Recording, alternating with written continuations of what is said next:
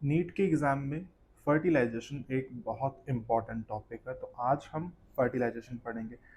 Fertilisation का मतलब होता है मेल और फीमेल के गैमीट्स का fusion. So it means fusion of male and female gametes. बेटा मेल गैमीट में स्पर्म आएगा, फीमेल गैमीट में ओवम आता है। ह्यूमंस के अंदर फर्टिलाइजेशन कैसी होती है? Internal fertilization.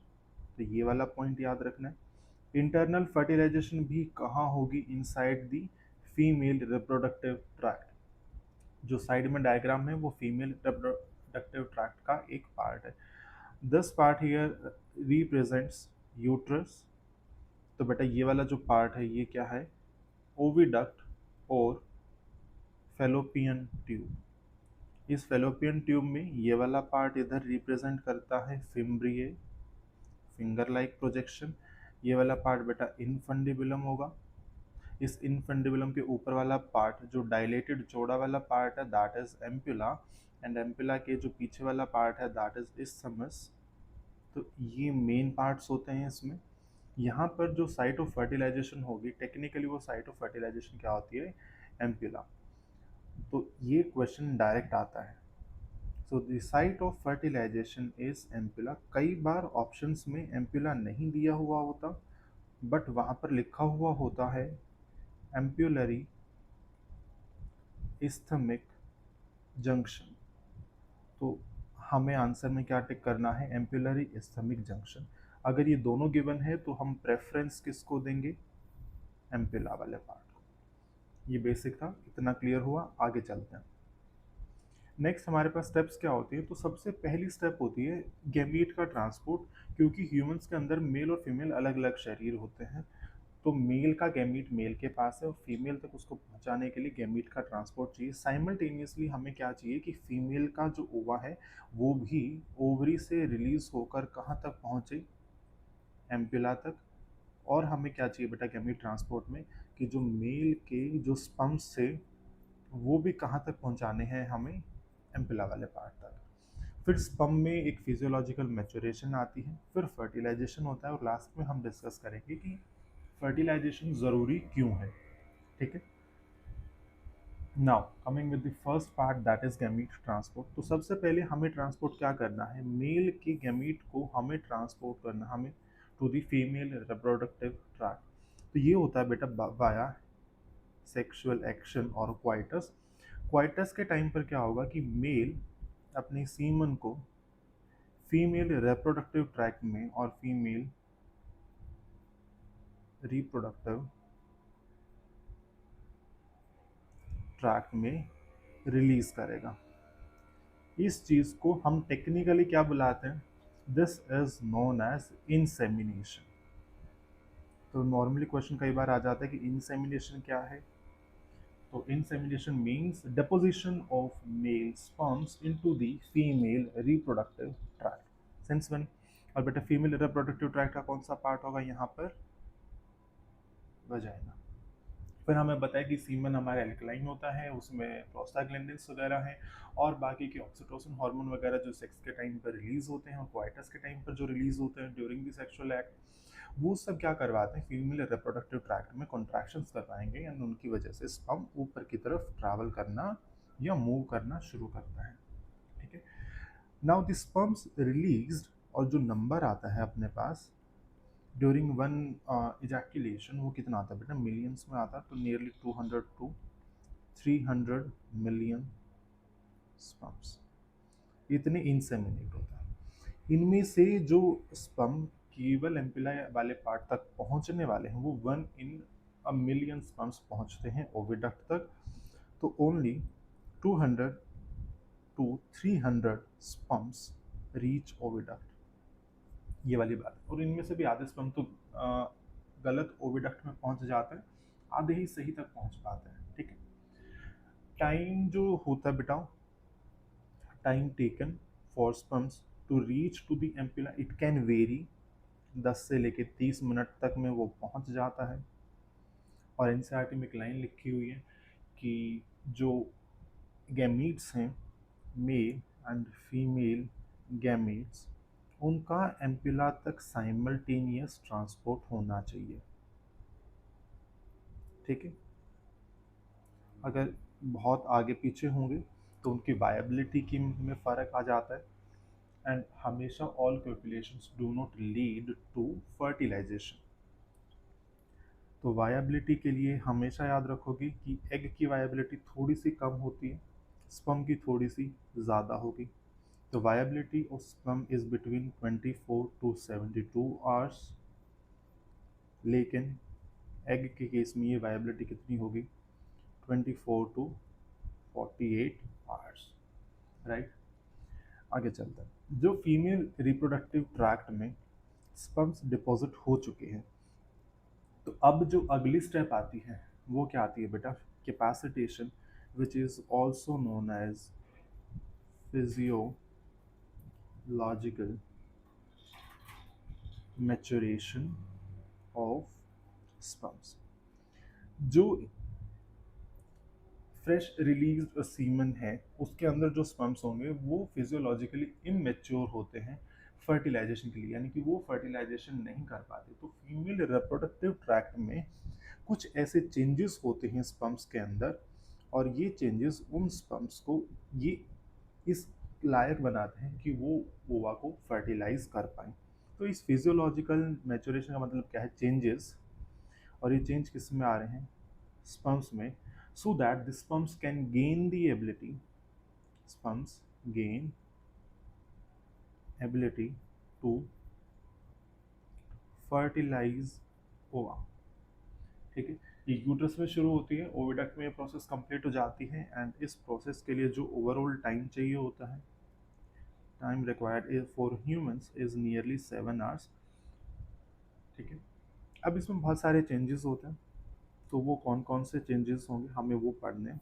तो changes happening in the sperms during capacitation are, सबसे पहला जो चेंज हमें देखने को मिलता है वो स्पर्म की जो प्लाज्मा मेम्ब्रेन है उसमें से कोलेस्ट्रॉल का रिमूवल हो जाता है। ठीक है, so the first change is that cholesterol from membrane of sperm head is removed. और ऐसी क्या चीज़ है फीमेल रिप्रोडक्टिव ट्रैक्ट में जो इसको रिमूव कर रही है, बाय बाय एल्ब्यूमिन प्रोटीन, ये चीज़ याद रखना। ठीक है, by albumin protein in female tract. Sense बनी इस चीज़ की। नाउ अगली चीज़, अगला जो चेंज आएगा वो देखता है। ठीक है, जो एक्रोसोमल मेम्ब्रेन होती है, specifically the outer acrosomal membrane in sperm, वो स्पर्म की प्लाज्मा मेम्ब्रेन के साथ कॉन्टैक्ट बना लेती है, comes in contact with sperm membrane. Sense बनी इस चीज़ की। ये चीज़ डायग्रामेटिकली इस तरीके से रिप्रेजेंट कर सकते हैं हम कि हमारे पास जो ये वाला पार्ट है ये क्या है बेटा, स्पर्म के हेड की प्लाज्मा मेम्ब्रेन। तो this is sperms plasma membrane, ये ब्लैक वाला पार्ट है। इसके नीचे जो ये ब्लू वाला पार्ट है, this is the outer acrosomal membrane. ठीक है, उसके ये पीछे जो हम देख रहे हैं ये मेल का जेनेटिक मटेरियल वाला पार्ट है। इधर बेटा ये पूरा का पूरा पार्ट क्या होगा, this complete part is sperm head. तो ये क्या है, this part here is non capacitated, और ये कैपेसिटेशन के बाद के चेंजेस हैं। तो दिस इज कैपेसिटेटेड स्पर्म। तो इधर नेक वाला पार्ट होगा, बाकी पार्ट्स भी हैं स्पर्म के, उन सब के साथ अभी हम डील नहीं कर रहे। हमें जो चीज़ देखनी है वो ये वाली चीज़ देखनी है कि यहाँ पर देखो ये जो इधर गैप था इन दोनों के बीच में, वो गैप यहाँ पर नहीं है। तो एक ये वाला चेंज भी हुआ है, ये आगे इसको एक्रोसोमल रिएक्शन के लिए एक तरीके की प्रिपरेशन है। ठीक है, आगे चलते बेटा। जो तीसरा चेंज हमें देखने को मिलेगा during capacitation is that the sperm's plasma membrane or head, it becomes more permeable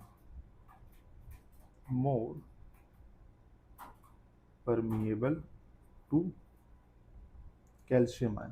तो इसकी वजह से क्या होता है, स्पर्म के अंदर कैल्शियम का इन्फ्लक्स होगा। तो स्पर्म के अंदर बेटा जब कैल्शियम की अमाउंट बढ़ेगी तो अब इसकी वजह से क्या क्या चेंजेस आएंगे हमें वो देखना है, ठीक है। तो the next change is calcium influx. Now इस कैल्शियम इन्फ्लक्स के कारण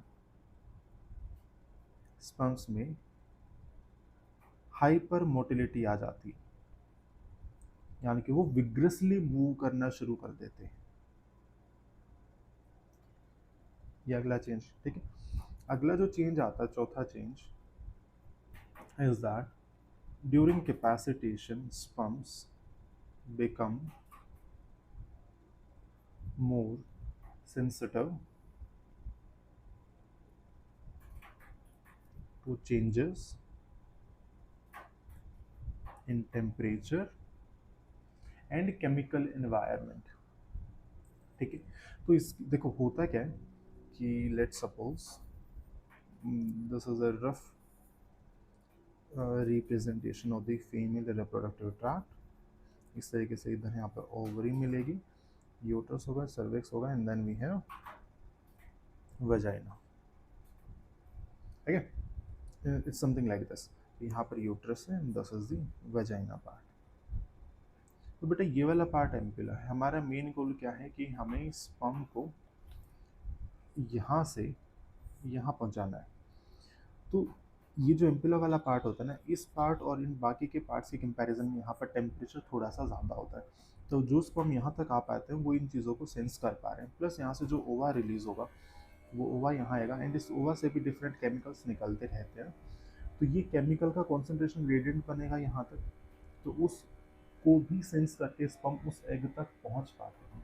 तो ये चीज़ें टेक्निकली जब हायर क्लासेस में जाओगे तो थर्मोटेक्सिस, कीमोटेक्सिस के नाम आते हैं कि स्पर्म कैसे मूव कर रहा है टेम्परेचर को सेंस करके, डिफरेंट केमिकल को सेंस करके, ठीक है। तो इस तरीके से स्पर्म पहुंच पाता है। तो ये मेन चीज़ें होती हैं बेटा जो कैपेसिटेशन के टाइम पर हुई है। हमारे लिए मेन क्या है, परमिएबिलिटी बढ़ी हुई कैल्शियम की, जिसकी वजह से हाइपर मोटिलिटी हुई, कैल्शियम इन्फ्लक्स, ये याद रखना है। ये एक्रोसोमल रिएक्शन नेक्स्ट स्टेप के लिए ये प्रिपरेशन हो गई, तैयार हो चुका है। और कोलेस्ट्रॉल का रिमूवल होता है मेम्ब्रेन से, जिसकी वजह से प्लाज्मा मेम्ब्रेन और ज़्यादा अनस्टेबल हो जाती है, वो बहुत जल्दी टूट सकती है, ठीक है, क्योंकि कोलेस्ट्रॉल क्या करता है, स्टेबिलिटी बना के रखता है। नाउ अब आगे जाते हैं। तो नेक्स्ट देखो हमारे पास क्या है, अब हम पढ़ेंगे कि फर्टिलाइजेशन के फेजेस क्या होते हैं, ठीक है। तो 3 फेज है। Phase 1 penetration of corona radiata, then we have phase 2 penetration of zona pellucida, ये जो बैरियर्स हैं। Then we have phase 3 which is the actual fusion of membranes of sperm and oocyte। Phase 1 शुरू करते हैं, ठीक है। So this is penetration of corona radiata. होता क्या है कि एग से कुछ सब्सटेंसेस ऐसे रिलीज होते रहते हैं, पहली चीज़। दूसरी चीज़, इस एग के ऊपर ऐसे कुछ स्पेसिफिक प्रोटीन्स होते हैं, ग्लाइकोप्रोटीन्स, जिनकी वजह से क्या होगा कि जो स्पर्म अट्रैक्ट हुए हैं ये कुछ देर तक आकर इधर काइंड ऑफ चिपक जाता है। तो जो ब्लैक में देख पा रहे हो ये स्पर्म्स हैं, लेट मी लेबल। तो ये ब्लैक वाला पार्ट क्या है बेटा, ये स्पर्म वाला पार्ट है। पर्पल में हमारे पास क्या है, दीज आर क्यूमुलस सेल्स, ये हमारे पास है secondary oocyte।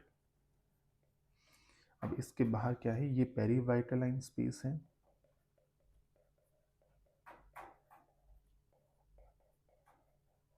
This is the zona layer, zona pellucida, then we have corona layer, और ये वाली लेयर हम क्यूमुलस लेबल कर चुके हैं।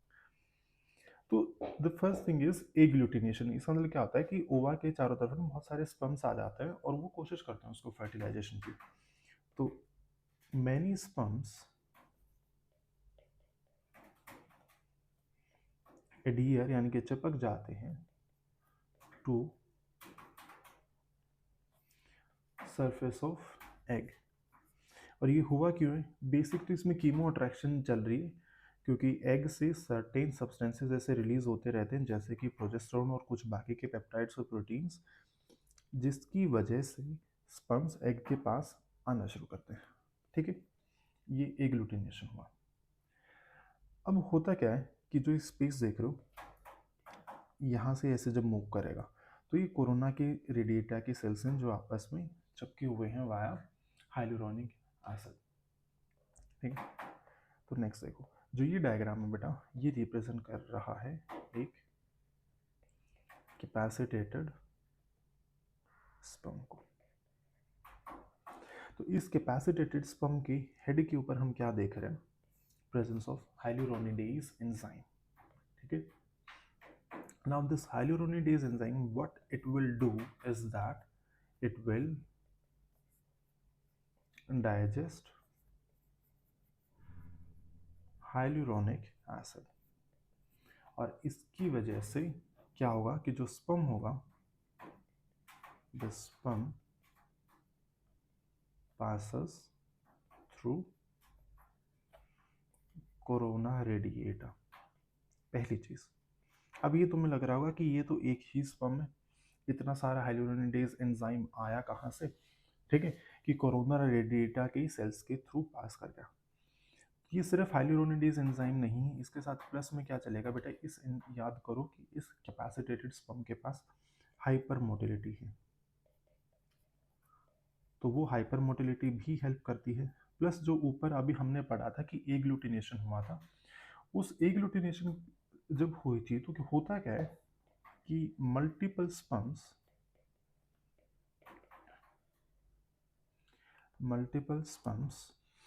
they undergo a specific reaction, undergo spontaneous acrosomal reaction. Acrosomal reaction क्या है बेटा, कि एक्रोसोम जो वेसिकल थी उसका फट जाना, फिर उसमें से बहुत सारे एंजाइम निकलते हैं जिसमें से एक एंजाइम हाइलुरोनिडेज भी है। They undergo acrosomal reaction and release hyaluronidase.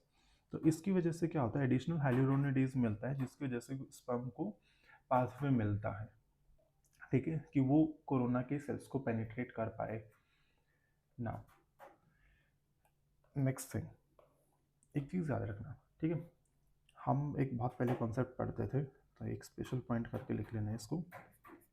This is fertilizin anti fertilizin immunological reaction और simply reaction.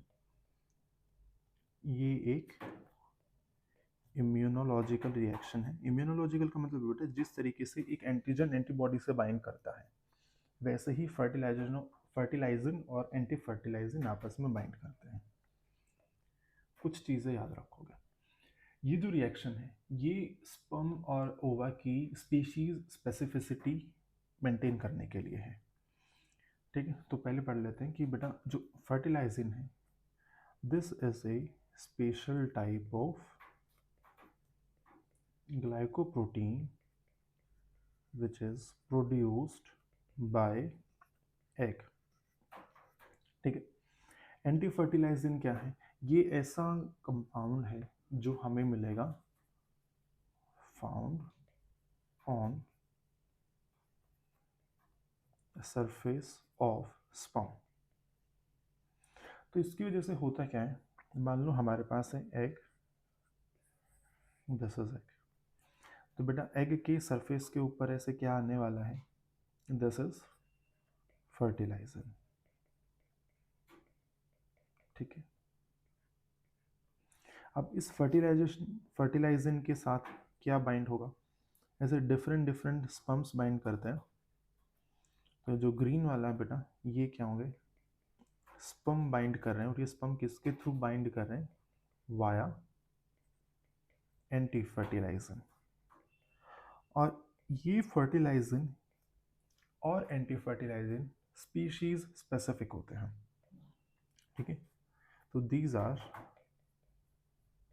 Species specific glycoproteins, जिसकी वजह से एक स्पीशीज़ का स्पर्म किसी दूसरी स्पीशीज़ के एग को फर्टिलाइज नहीं कर पाता, क्योंकि वो आकर उसके साथ चिपकेगा ही नहीं, वो एग्लूटिनेशन वाला प्राइमरी स्टेप होगा ही नहीं। ठीक है,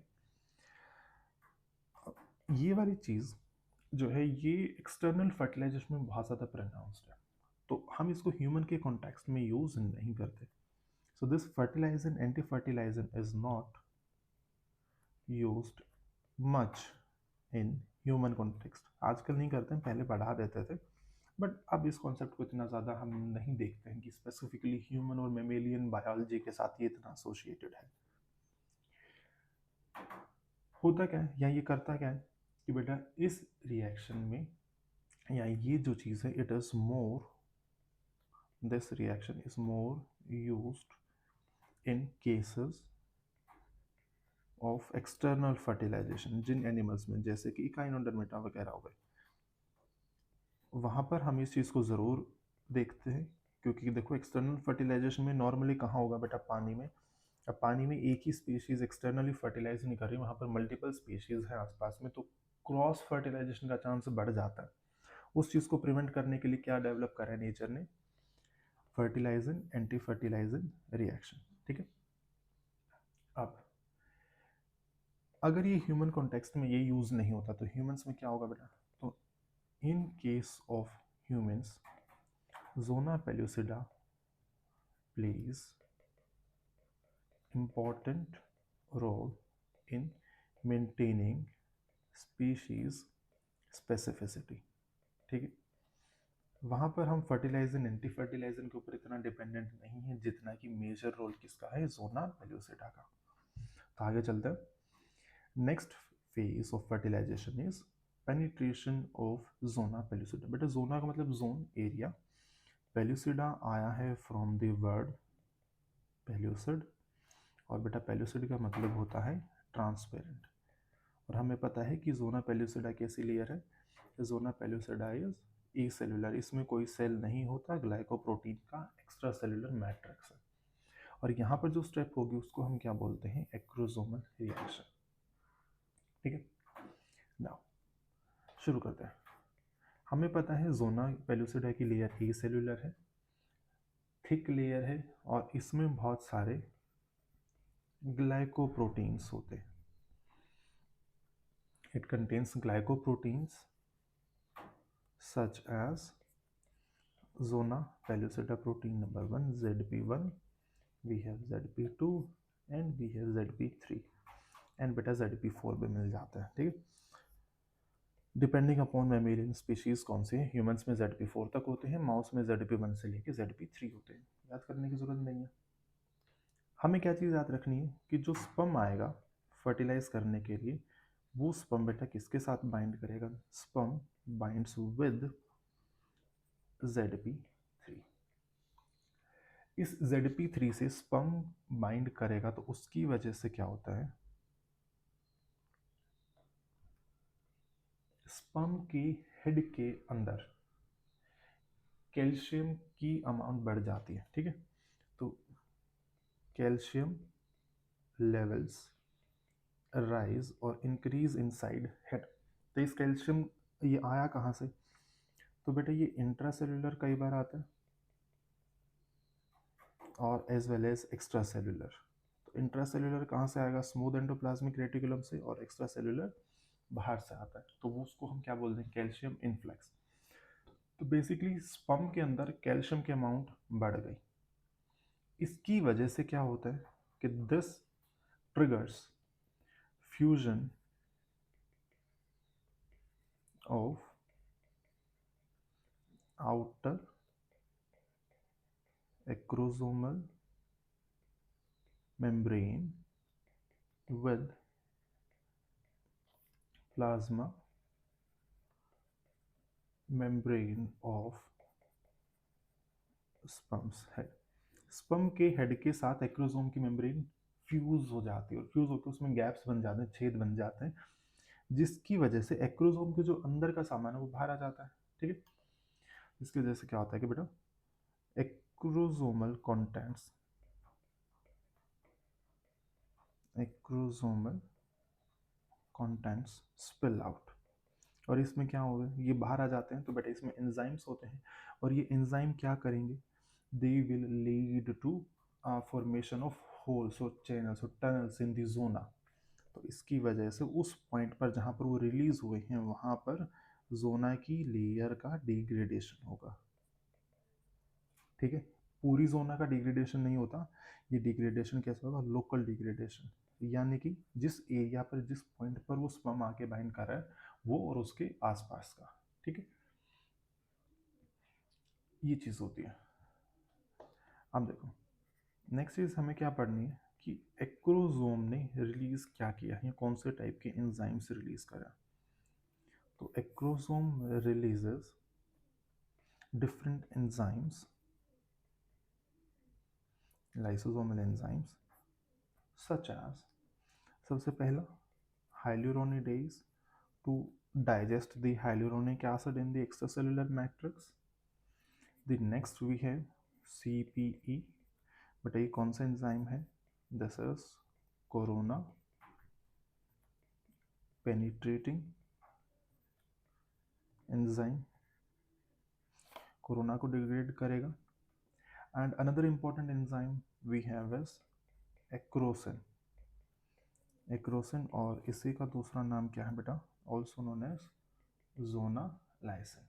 ठीक है, अब जो ये सारी कहानी पढ़ी है ना, इसको ये वाली को कि प्रोसेस यहाँ से आया, स्पर्म आया, ZP3 से बाइंड करा, कैल्शियम लेवल राइज हुई, फ्यूजन हुआ, एक्रोसोमल कंटेंट बाहर आ गए, और जो एक्रोसोमल कंटेंट बाहर आए हैं उसकी वजह से जोना का डिग्रेडेशन हो गया।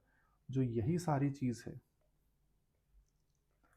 इसी को हम क्या बोलते हैं, this is what we call as acrosomal reaction. एक बार डायग्रामेटिकली देख लेते हैं इसको। ये देखो यहाँ पर हमारे पास ब्लू में क्या है बेटा, एक की मेम्ब्रेन है। ठीक है, ये सबसे बाहर वाली लेयर जो है, दिस लेयर यहाँ पर जोना रिप्रेजेंट करते हैं। अब हम कोरोना के बारे में बात ही नहीं कर रहे, उसके जो नीचे वाला ये स्पेस है, this is perivitelline space. इस जोना के ऊपर जो ये पिंक कलर का स्ट्रक्चर दिख रहा है यहाँ पर, ये बेसिकली रिसेप्टर है हमारे पास, एंड हम किसके साथ डील करेंगे, विद ZP3 रिसेप्टर।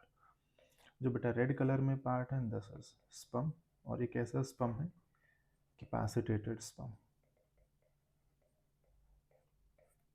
ठीक है, ये यहाँ पर हमारे पास क्या है, एक्रोसोम, और एक्रोसोम में क्या है, कंटेंट्स, और ये वाला जो एक्रोसोम होगा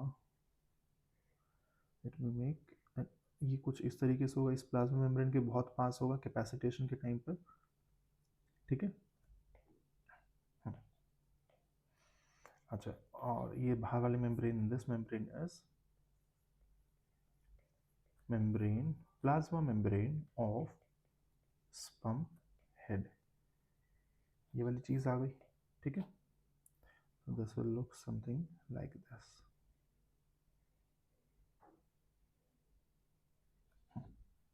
अब देखो यहाँ पर ये ग्रीन कलर का जो स्ट्रक्चर दिख रहा है ये ZP3 के सामने है, तो ये क्या है हमारे पास, this is ZP3 binding molecule. तो बेटा जैसे ही ZP3 और इस ग्रीन और पिंक की बाइंडिंग होती है उसकी वजह से क्या होगा कि स्पर्म के अंदर वाला जो पार्ट है यहाँ पर कैल्शियम की लेवल्स बहुत ज़्यादा इंक्रीज हो जाती है। इसकी वजह से ये देखो ये मेम्ब्रेन फ्यूज हो गई, और ये यहाँ पर क्या है, ये गैप्स बने हुए हैं। तो इन गैप्स के थ्रू जो यहाँ पर एंजाइम्स था एक्रोसोम के अंदर, वो एंजाइम्स इसे स्पिल आउट होकर बाहर आ गए। ठीक है, अब बाहर आ गए तो क्या होगा बेटा, तो अगली स्टेज में ये देखो ये लोकल डिग्री यहाँ पर जोना पेलिसोडा जो इस तरीके से कंप्लीट लेयर थी उसमें से ये देखो गैप बन गया। तो ये स्टेप को हम क्या बोलते हैं, this is known as local degradation of zona. तो जोना की लेयर धीरे धीरे डाइजेस्ट होना शुरू होगी, और एक टाइम ऐसा आएगा कि लेयर कंप्लीटली डाइजेस्ट हो चुकी है। यहाँ पर देखो, ठीक है, this part is the part of digested zona, ये हुआ। और इस स्पर्म का हेड की भी देखो शेप थोड़ी सी चेंज हो गई यहाँ पर, क्योंकि ये वाली जो लेयर थी ये पूरी, ये बस काइंड ऑफ समझ लो ऐसे आ जाएगा। ठीक है, क्योंकि बचा ही इतना ना, ये तो इधर का तो डिग्रेड हो चुका था फ्यूज होकर। दूसरी चीज़ ये देखो कि ये पार्ट हमने क्या लेबल करा था, ये जोना थी, ये पेरीवाइटलाइन स्पेस था, ये क्या था बेटा, एग मेम्ब्रेन, एग की प्लाज्मा मेम्ब्रेन। बट इसमें क्या दिख रहा है कि एग की प्लाज्मा मेम्ब्रेन नहीं है, देखो ऐसे ये कोन शेप में से बाहर की तरफ प्रोट्रूजन सा आया हुआ है, ये वाला पार्ट। तो ये वाली जो चीज़ है, this is what we call as cone of receptivity, और इसी को क्या बोल देते हैं, फर्टिलाइजेशन कोन। ठीक है, तो फर्टिलाइजेशन कोन बेसिकली कुछ नहीं है, वो ये है कि प्लाज्मा मेम्ब्रेन से बाहर की तरफ उठ के आ गई है कि जो पार्ट इसका स्पर्म के साथ फ्यूज होने वाला है या मिलने वाला है। ठीक है, तो ये वाली चीजें हुई। अब आगे चलता है, जोना का जब पेनिट्रेशन हो चुका है, डिग्रेडेशन हो चुका है, तो the next and final step हमारी प्रोसेस में कौन सी है, fusion of oocyte and egg की प्लाज्मा मेम्ब्रेन का फ्यूजन होगा हमारे पास, राइट। ये देखो, अब इसमें स्टेप वाइज चलते हैं। सबसे पहली स्टेप थी ये ब्लू वाली हमारे पास, जिसमें क्या हो रहा था कि जो कोन ऑफ रिसेप्टिविटी जो फर्टिलाइजेशन कोन बना था उसके और स्पर्म की प्लाज्मा मेम्ब्रेन के बीच में कॉन्टैक्ट हुआ है। तो this represent contact between plasma membrane of sperm, और ये स्पर्म हम कौन से कलर में रिप्रेजेंट कर रहे हैं बेटा, रेड में, and plasma membrane of egg, और एग की मेम्ब्रेन किस कलर में शो करेगा, ये ब्लैक में। सेंस बनी, एग की मेम्ब्रेन, स्पर्म की मेम्ब्रेन फ्यूज हो गई। ऑब्वियसली यहाँ पर इस फ्यूजन के लिए भी डिफरेंट प्रोटीन्स होते हैं जो रोल प्ले करेंगे, हमें उन सब के बारे में नहीं जानना है, सिंपल सी इतनी चीज़ याद रखना है। याद ये रखना है अब कि जैसे ये स्टेप नंबर 1 होती है कि contact between plasma membrane of sperm end of egg, इसकी वजह से एग के अंदर क्या चेंजेस आएंगे, एग के अंदर again some secondary messenger molecules बढ़ जाते हैं, जिसकी वजह से एग के अंदर जो होगी step number 2, that is calcium की अमाउंट एग के अंदर बढ़ जाती है। कहाँ से बढ़ जाती है बेटा, from cytoplasmic from smooth endoplasmic reticulum. तो जो साइटोप्लाज्मिक स्टोर्स हैं वहाँ से कैल्शियम आया इंट्रासेल्युलरली, और वो कैल्शियम उसने रिलीज कर दिया, तो कैल्शियम की अमाउंट बढ़ गई। इस कैल्शियम की अमाउंट बढ़ने के कारण जो ये ग्रीन कलर देख रहे हो ना तुम, ये जो सर्कल सर्कल्स हैं, दे रिप्रेजेंट कॉर्टिकल ग्रेन्यूल्स, ये वाला पार्ट। और इन ग्रीन कलर के सर्कल के अंदर ग्रीन कलर के डॉट्स देख रहे हो, इट रिप्रेजेंट्स कॉर्टिकल एंजाइम्स। तो एग की प्लाज्मा मेम्ब्रेन के जस्ट नीचे बहुत सारे कॉर्टिकल ग्रेन्यूल्स हैं। जैसे ही कैल्शियम बढ़ता है, ये कॉर्टिकल ग्रेन्यूल्स क्या करेंगे, ये ऐसे बाहर की तरफ इस मेम्ब्रेन के साथ फ्यूज होकर अपने कंटेंट्स को बाहर की तरफ रिलीज कर देते हैं। ये ग्रीन कलर के डॉट्स कहाँ रिलीज हो जाएंगे, इस पेरीवाइटलाइन स्पेस में। तो ये वाली जो चीज़ है बेटा, this is the third step और the third thing that happens during fusion of oocyte and egg membrane. इस चीज़ को हम क्या बोलते हैं, एक्सोसाइटोसिस ऑफ कॉर्टिकल ग्रेन्यूल्स। ये कॉर्टिकल ग्रेन्यूल्स का एक्सोसाइटोसिस हुआ। ठीक है, अच्छा, और हमें क्या देखने को मिल रहा है इस डायग्राम में, ये काले वाला जो हाई थिक लेयर है, this is the layer of zona. ये जोना पे proteins like zona pellucida protein 2 and ZP3 proteins, right. अब इस थर्ड स्टेप में और आगे क्या होगा बेटा, वो देखता है। ये डायग्राम रिप्रेजेंट करता है उस थर्ड स्टेप को, कि ये वाला जो पार्ट है बेटा, ये क्या रिप्रेजेंट कर रहा है, इधर एक्सोसाइटोसिस ऑफ कॉर्टिकल ग्रेन्यूल्स। और ये पेरीवाइटलाइन स्पेस में ये ग्रीन डॉट्स क्या हैं, these are nothing but cortical enzymes. ठीक है, तो ये हमारे पास ऊपर थर्ड स्टेप थी, that was release of cortical enzymes. इसकी वजह से क्या होगा, अगली जो चौथी स्टेप आती है कि जोना पेलिसुडा का जो प्रोटीन्स है ना, ये इधर काम करेंगे डायरेक्ट, ये उसका नेचर चेंज कर देते हैं, कि जोना लेयर का नेचर ही चेंज होगा। कैसे हुआ कि जो हमारे पास ये जोना के प्रोटीन्स थे ये डिटैच होकर यहाँ से निकल जाते हैं, इनका डिग्रेडेशन हो जाता है, ये रिमूव कर दिए जाते हैं। तो next step is removal of glycoproteins from zona pellucida. इसकी वजह से जोना पेल्यूसिडा का स्ट्रक्चर ऑल्टर हो जाता है, ठीक है। So this alters structure of zona pellucida layer. बेटा कैसे उल्टर हुआ है, अब जब ZP3 ही नहीं बचेगा, this pink one is actually ZP3, अगर यही नहीं बचेगा तो कोई स्पर्म को रिसीव करने वाला पार्ट नहीं होगा, तो एक्रोसोमल रिएक्शन नहीं होगा, फर्टिलाइजेशन नहीं होगा, ठीक है। तो बेसिकली क्या होगा कि now the zona pellucida layer it becomes ZP becomes impermeable, और क्या बोल सकते हैं नॉन रिसेप्टिव, कि ये रिसीव ही नहीं करेगी फॉर एनी अदर और एडिशनल स्पर्म। कोई और जो एक स्पर्म आ चुका है जोना के साथ, सबसे पहले फ्यूज हो चुका, वो हो चुका, उसके बाद कोई और स्पर्म अब नहीं आने वाला है, ठीक है। इसी चीज को हम क्या बोलते हैं बेटा, this is what we call as zona reaction. तो zona reaction represents the biochemical changes that are happening in the zona pellucida layer during fertilization, ठीक है। और इसी जोना पेल्यूसिडा को हम क्या बोलते हैं, this is also known as, और इसी का नाम क्या है बेटा, स्लो ब्लॉक टू पॉलीस्पर्मी। बहुत इंपॉर्टेंट पार्ट है, बहुत क्वेश्चंस आता है, ठीक है। तो स्लो ब्लॉक टू पॉलीस्पर्मी कैसे हुआ है कि हमारे पास मेन चीज़ क्या थी कि कॉन्टैक्ट हुआ सबसे पहले, उसकी वजह से एग के अंदर कैल्शियम की लेवल्स इंक्रीज हुई, जिसकी वजह से कॉर्टिकल ग्रेन्यूल्स का एक्सोसाइटोसिस हुआ, उसकी वजह से एंजाइम्स आए पेरीवाइटलाइन स्पेस में, उन एंजाइम्स ने ग्लाइकोप्रोटीन्स को जोना पेल्यूसिडा की लेयर से रिमूव कर दिया, जिसकी वजह से जोना पेल्यूसिडा का स्ट्रक्चर ऑल्टर हो गया, अब वो कोई और स्पर्म के लिए रिसेप्टिव नहीं है। इसको हमने जोना रिएक्शन बोला, या इसने हमने हमने इसको बोला स्लो ब्लॉक टू पॉलीस्पर्मी।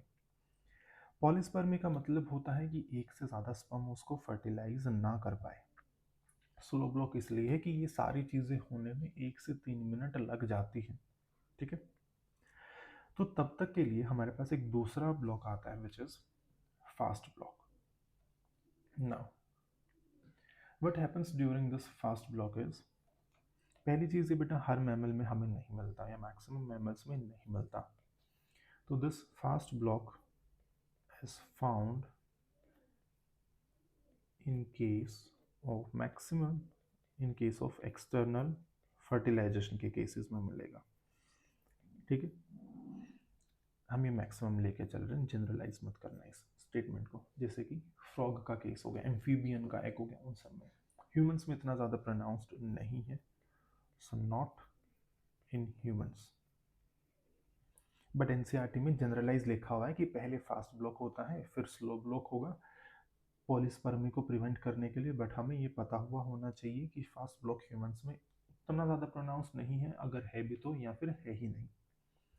तो होता क्या है, ये देखो फास्ट ब्लॉक है क्या बेटा, with in 1 minute after binding of sperm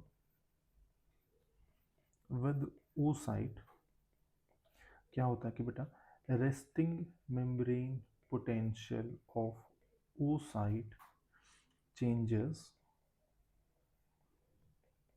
from -70 millivolt to +20 millivolt। तो oocyte की जो इनर मेम्ब्रेन थी वो नॉर्मली कैसी थी, नेगेटिवली चार्ज। पर बेटा जैसे ही स्पर्म बाइंड करा है उसकी वजह से क्या हुआ कि वोल्टेज गेटेड सोडियम चैनल्स, जो हम उसमें एक्सॉन्स में पढ़ रहे थे, वैसे सिमिलर टाइप के सोडियम चैनल्स जो एग की मेम्ब्रेन में थे वो ओपन हो जाता है, और उसकी वजह से ये देखो ये एग था, स्पर्म आया, जैसे स्पर्म आता है बाहर से सोडियम अंदर चला जाता है, पोटेंशियल ऑब्वियसली चेंज होगा। क्यों हुआ? Due to influx of sodium ions. बस इतना ही था। अब ये पॉजिटिव चार्ज होगा अंदर से एग की मेम्ब्रेन, तो इसकी वजह से हुआ क्या कि जो स्पर्म्स थे, sperms can not bind to positively charged egg membrane. Positively charged egg membrane के साथ स्पर्म बाइंड नहीं कर सकता, तो कोई और स्पर्म अगर पीछे से आ भी रहा है तो वो इसको फर्टिलाइज नहीं कर पाएगा। इसका नुकसान ये है कि this reaction is very much short lived. ठीक है, बहुत ही ज़्यादा शॉर्ट लिव्ड रिएक्शन है। और होगा क्या, शॉर्ट लिव्ड कितना बेटा, मुश्किल से 60 to 90 सेकेंड के लिए ये रहता है, उसके बाद मेम्ब्रेन पोटेंशियल नॉर्मलाइज हो जाता है, लेकिन तब तक क्या होगा, कॉर्टिकल रिएक्शन हो चुका होता है। ठीक है, तो cortical reaction eventually follows fast block. तो देखो एनसीईआरटी के हिसाब से जो उन्होंने सीक्वेंस दी है हमें, वो क्या दी है कि सबसे पहले क्या होगा बेटा, बाइंडिंग होगा, दोनों की मेम्ब्रेन जैसे ही फ्यूज होंगी, सोडियम का इन्फ्लक्स होगा, फास्ट ब्लॉक होगा, फास्ट ब्लॉक से आगे चल के क्या होगा हमारे पास, स्लो ब्लॉक होगा पॉलीस्पर्मिका। ये सेम चीज़ हमने यहाँ पर पढ़ी है, लेकिन हम बस ये चीज़ कह रहे हैं कि जो फास्ट ब्लॉक है वो ह्यूमंस में उतना प्रोनाउंस नहीं है, ह्यूमंस में कॉर्टिकल रिएक्शन बहुत जल्दी हो जाता है, दैट्स द थिंग। ठीक है, तो अब देखो, अब जब मेम्ब्रेन आपस में यूज़ हो चुकी है तो अगली हमारे पास क्या दिखेगा, ये जोना वाली लेयर थी, ये प्लाज्मा मेम्ब्रेन है ऑफ एग। रेड में हम क्या लेके चल रहे थे बेटा, स्पर्म लेके चल रहे हैं, तो ये स्पर्म की मेम्ब्रेन है रेड में। ठीक है, तो ये हमारे पास मेल का न्यूक्लियस वाला पार्ट है, ये सेंट्रियोल होगा, दिस इज पेरीवाइटलाइन स्पेस। तो हुआ क्या कि जैसे ही मेम्ब्रेन फ्यूज हुई इस एरिया में, देखो ये वाले में गायब हो गई मेम्ब्रेन। ये जो मेल का न्यूक्लियस है, जेनेटिक मटेरियल वाला पार्ट, ये किधर मूव करेगा बेटा, इनसाइड द फीमेल। तो कुछ ऐसा दिखेगा नेक्स्ट स्टेप में कुछ टाइम के बाद कि फ्यूज हो चुका, ये प्लाज्मा मेम्ब्रेन यहीं बाहर रह जाती है कि बाकी का स्पर्म का पार्ट अंदर मूव करता है, लेकिन वो डिग्रेड हो जाएगा सेंट्रियोल और ये न्यूक्लियस को छोड़ के। तो ये हमारे पास मेल का प्रोन्यूक्लियस बन गया, फिर फीमेल का प्रोन्यूक्लियस बनता है। तो अब अगली स्टेप क्या होगी बेटा, इन दोनों का आपस में फ्यूजन होगा, प्रोन्यूक्लियस वाला। ठीक है, तो नेक्स्ट देखो, नेक्स्ट क्या होता है कि जैसे ही फ्यूजन जाता है ना, याद रखो कि ह्यूमन के एग में मियोसिस जब तक कंप्लीट नहीं होती जब तक उसके अंदर स्पर्म का फर्टिलाइजेशन या फ्यूजन नहीं हो जाता। तो next step is the metabolic activation of egg और कंप्लीशन ऑफ मियोसिस 2। तो जो मेमेलियन एग है, या जो हम ह्यूमन के एग के बारे में बात कर रहे हैं बेटा, वो एग एक्चुअल में क्या है, एक सेकेंडरी oocyte, और ये secondary oocyte is arrested in metaphase 2 of meiosis 2। तो ऐसा क्या है इस एग के अंदर कि ये मेटाफेज 2 में अरेस्टेड है। ठीक है, तो it is arrested in metaphase 2 due to very high levels of MPF. ये MPF basically complex protein structure है जिसको हम बोलते हैं मैच्योरेशन प्रमोटिंग फैक्टर। ठीक है, ये एमपीएफ है। अब होता क्या है कि जैसे ही स्पर्म बाइंड करेगा तो ड्यूरिंग फर्टिलाइजेशन, याद है हमने क्या देखा था कि कॉर्टिकल रिएक्शन हुआ था, तो कॉर्टिकल रिएक्शन के टाइम पर एग के अंदर कैल्शियम लेवल बढ़े थे बेटा, है ना, जिसकी वजह से कॉर्टिकल ग्रेन्यूल का फ्यूजन हुआ था। कॉर्टिकल रिएक्शन हुआ था। तो इसकी वजह से क्या होता है कि these high levels of calcium it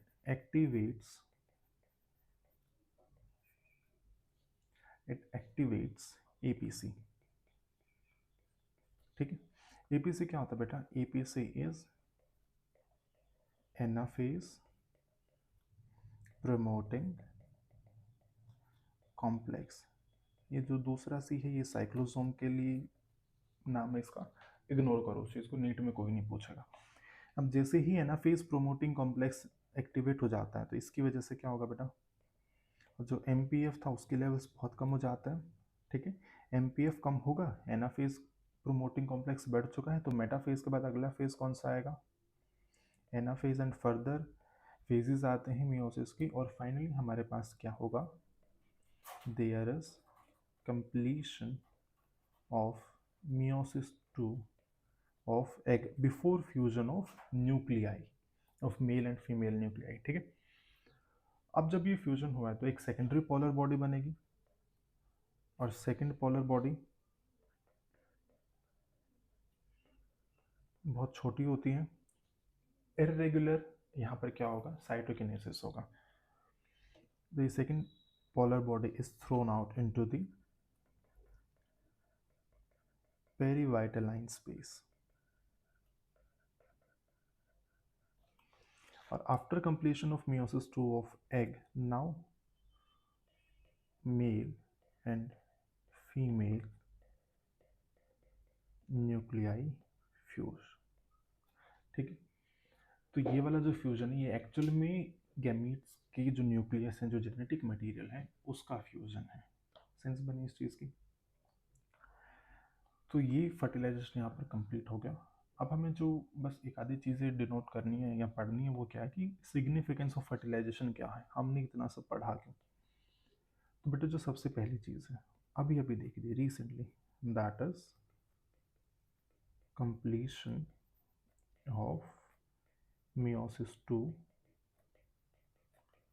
of egg. हमारी सेकेंडरी oocyte ने सेकेंड meiosis 2 कंप्लीट नहीं करी थी। ठीक, अब जब meiosis 2 कंप्लीट हुई है तो बेटा देखो इस वाली चीज़ में यहाँ पर जो प्रो न्यूक्लियस होगा, जो मेल का होगा वो भी क्या होगा? एन। जो फीमेल का होगा वो भी क्या होगा? एन। तो जब दो एन मिलेंगे तो हमारे पास डिप्लॉयडी लेवल रिस्टोर हो जाती है, इट बिकम्स 2n। ठीक है, तो second is restoration of diploidy और ploidy level simply। अब जब फ्यूजन हो चुका है, फर्टिलाइजेशन कंप्लीट हो चुका है, तो स्पर्म अपने साथ 6 क्रोमोसोम लेके आएगा, आइदर एक्स और वाई। तो उसकी वजह से क्या होता है? It also helps us in deciding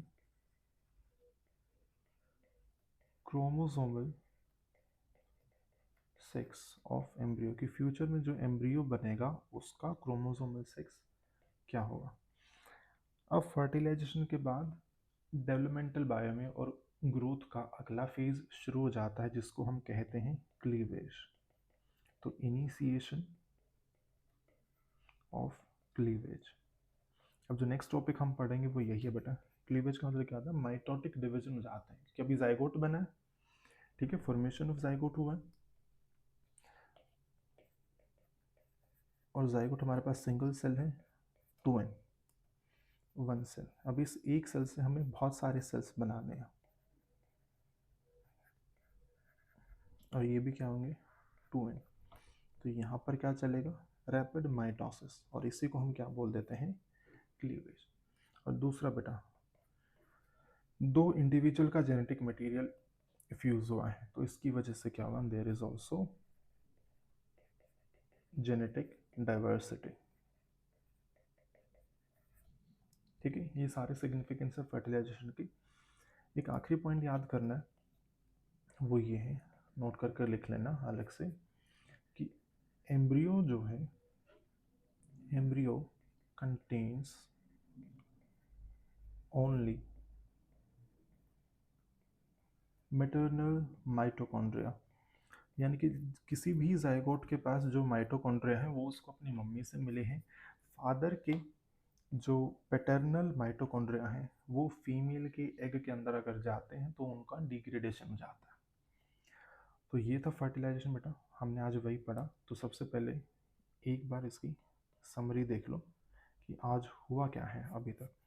सबसे पहली स्टेप थी गैमेट का ट्रांसपोर्ट हुआ था, इंसेमिनेशन हुआ था, फिर फीमेल रिप्रोडक्टिव के अंदर कैपेसिटेशन हुआ था स्पर्म का, यानी कि वो फर्टिलाइजेशन की एबिलिटी को अचीव कर रहे थे। फिर एक्चुअल में क्या हुआ था फर्टिलाइजेशन, जिसमें सबसे पहला जो बैरियर स्पर्म को पास करना है वो क्या था, पेनिट्रेशन ऑफ कोरोना। फिर उसके बाद क्या करना था बेटा, उसने जोना को पेनिट्रेट करना था। तो उसके बाद क्या हुआ था, बाइंडिंग विद ZP3। उसकी वजह से क्या हुआ था, एक्रोजोमल रिएक्शन हुआ था। एक्रोजोमल रिएक्शन में जोना का डिग्रेडेशन हुआ था। एक्रोजोमल रिएक्शन और जोना डिग्रेडेशन। फिर इसकी वजह से क्या हुआ था बेटा, प्लाज्मा मेम्ब्रेन फ्यूज करी थी। तो plasma membrane of sperm and egg fuses. इसकी वजह से क्या हुआ था कि एग के अंदर कैल्शियम लेवल्स बढ़ गए थे, जिसकी वजह से क्या हुआ था, कॉर्टिकल ग्रेन्यूल्स का एक्सोसाइटोसिस हुआ था और कॉर्टिकल रिएक्शन हुआ था। ठीक है, ये कॉर्टिकल रिएक्शन क्या था, स्लो ब्लॉक टू पॉलीस्पर्मी। किसी किसी केसेस में क्या हो रहा था बेटा, सोडियम का इन्फ्लक्स हो रहा था, उसकी वजह से क्या हो रहा था, फास्ट ब्लॉक। और ये एक्सटर्नल फर्टिलाइजेशन वाली कंडीशन में ज़्यादा प्रोनाउंस्ड इफेक्ट दिखता है। इस कैल्शियम की बढ़ी हुई लेवल की वजह से ही क्या हुआ था, कंप्लीशन और resumption of meiosis 2 of egg. उसकी मियोसिस 2 कंप्लीट हुई। उसके बाद क्या होगा, फ्यूजन ऑफ न्यूक्लियस, मेल का और फीमेल का न्यूक्लियस फ्यूज कर गया। तो इसकी वजह से फाइनली क्या हुआ था बेटा, फॉर्मेशन ऑफ जाइगोट। और जाइगोट बन के आगे क्या होगी, अब क्लीवेज होगी। तो फर्टिलाइजेशन का जो हमारे पास मेन गोल था that was formation of zygote. Zygote क्या था बेटा, 2n। ठीक है, डिप्लॉयड लेयर। तो this is all about the fertilisation.